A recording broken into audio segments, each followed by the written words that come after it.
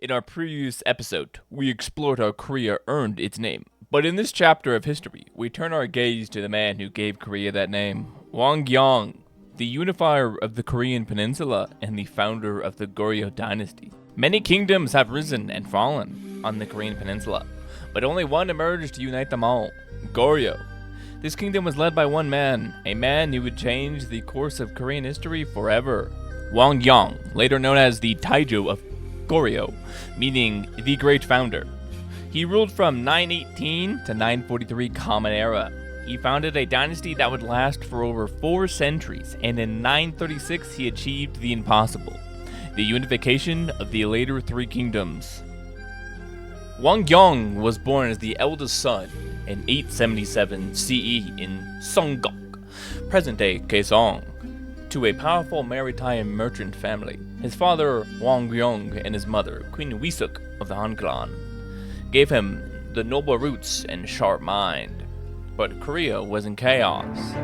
The Shilla dynasty was collapsing, and by 892, the later 3 kingdoms period had begun. At just 19 years old, Hwangryong's life changed. Rebel forces stormed the coastal towns, including his home of Songdo.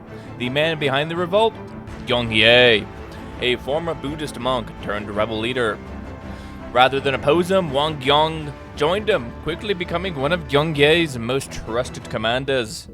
His background in maritime trade made him a natural leader, and after a stunning victory at Cheongju and a successful naval campaign along the southwestern coast of Korea, with the zenith of this campaign being at Gyeomsong, Naiju, Hwangryong gained national fame not just as a warrior, but as a liberator of the people.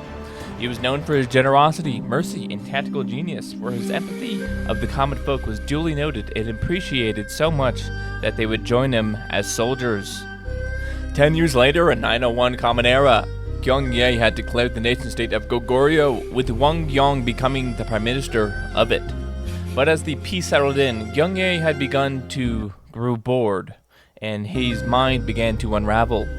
He became obsessed with his power and his interpretation of Buddhism. Gyeonghae declared himself a living Buddha, and from that point on ruled with brutality and paranoia. He executed any monk who dared to oppose him. Even his own wife and children were not spared, slain for refusing to worship him. Their blood spilt in front of his palace as a display of brutality and as a warning to not oppose his rule. Enough was enough. Hwangryong despised barbarism, so he gathered 4 trusted generals, Hyongyu, Pae Hyongdong, Seung Song-yeom, and Pok Chi-nom, and they plotted Gyeonghae's assassination.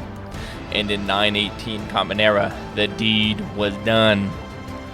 Hwangryong was the best fit to replace him, as he was a natural leader. The people liked him, and he was the prime minister. Therefore, he knew the ins and outs of the political system. So from the ashes of tyranny, he declared the beginning of a new era. Now king, Hwangryong reinstated Buddhism as the national religion, this time free of fear and extremism. He moved the capital to Gaegyeong, his hometown, and he set his sights on restoring order. In the north, the barbarians had overrun Pyongyang. Hwangryong quickly dispatched forces to reclaim it, securing what is now modern-day North Korea. In the south, rather than using war, he opted for diplomacy. Clans were offered protection, trade agreements, and autonomy in exchange for loyalty and taxes. Many accepted, becoming protectorates of Goryeo. Unfortunately, though, not all could be won with diplomacy. In 927 Common Era, Hwangryong's old ally, Gyeonhwan, now ruler of Hupbaekji, he grew with too much intensity over the past 2 decades, as he had just finished defeating the later Silla king and beheading him. He was known as King Gyeongke, the final king of Silla, but he wanted more. He had more blood to spill, so he began the invasion of Goryeo. Fortunately for Hwangryong, he had knowledge of this betrayal, so he struck first with his entire cavalry force at the Battle of Gongseong, with over 5,000 heavily armored horsemen on the unsuspecting foe. It was a valiant defeat, but a defeat nonetheless. He had lost many men, including his loyal general Seung Song-yeom, who aided him in the assassination of Kyung Hae. There is even a legend relating to this general. In the respite of a small forested area during the battle, Song Gyom sacrificed himself, giving Wang Yong his armor and distracting Kyun Hwan's cavalry, hunting him down. This secured Wang Yong's survival, but at the cost of his own, with Song Yong found later a corpse littered with arrows.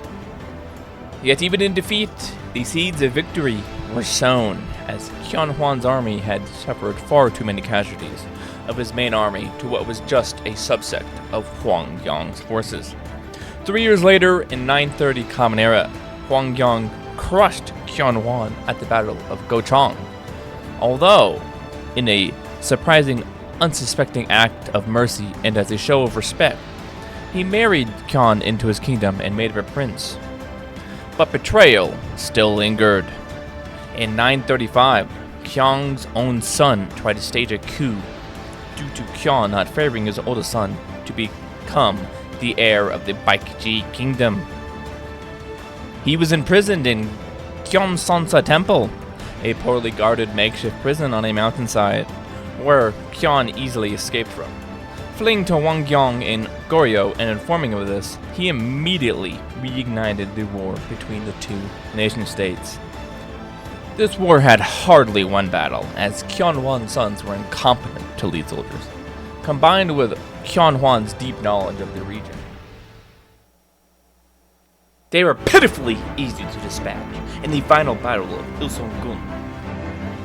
Goryeo, towering over their foe with over 87,000 soldiers, whereas Shu Baekje's forces were largely unknown due to this battle not being documented from the point of view.